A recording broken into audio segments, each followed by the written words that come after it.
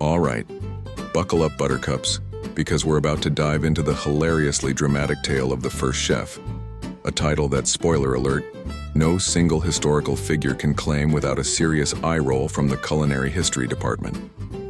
Think of it less like a definitive biography and more like a fever dream of food facts.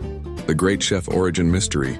Once upon a time, way back when folks were still figuring out that burnt meat wasn't always a delicacy, there wasn't some grand unveiling of Chef McJefferson, inventor of the perfectly poached egg. Nope, the whole chef thing kind of snuck up on us. The word itself? Oh, that's pure French snobbery, bless their hearts. It's a clipped version of chef de cuisine, which basically means head honcho of the hot plates. Because why say head cook when you can sound fancy and say chief of the kitchen? English speakers, being their usual lazy selves, just lopped off the de cuisine part and slapped chef on anyone who looked like they knew their way around a whisk. Voila, a title was born. Now you might be imagining some prehistoric caveman grunting, "Ugh, me first chef," while expertly roasting a mammoth. Adorable, but probably not accurate. Early civilizations certainly had their talented meal makers. The Roman Coques probably thought himself quite the culinary genius, demanding extra olives for his patrons.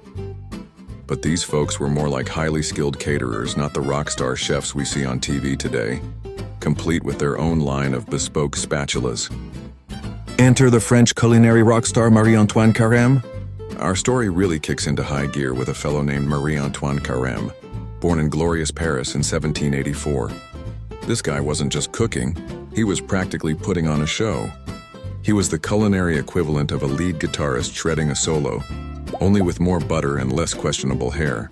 If anyone could be called the first celebrity chef, it was this dude. Now about the gender thing. In Carême's era, especially in the swanky, high-pressure world of professional kitchens, it was pretty much a boys' club.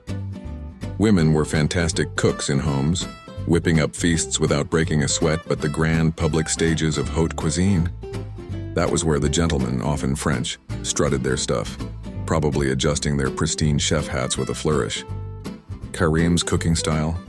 Oh honey, he didn't just cook, he sculpted. He was the Michelangelo of meringue, the architect of aspics. This man didn't just plate food. He built edible skyscrapers and edible gardens. He practically invented the 4 mother sauces, because apparently before him sauces were just chaos. He made everything look so darn pretty you almost felt bad eating it. He was the founding father of haute cuisine, basically turning dinner into an elaborate theatrical production. And this culinary maestro wasn't content just wowing the Parisians.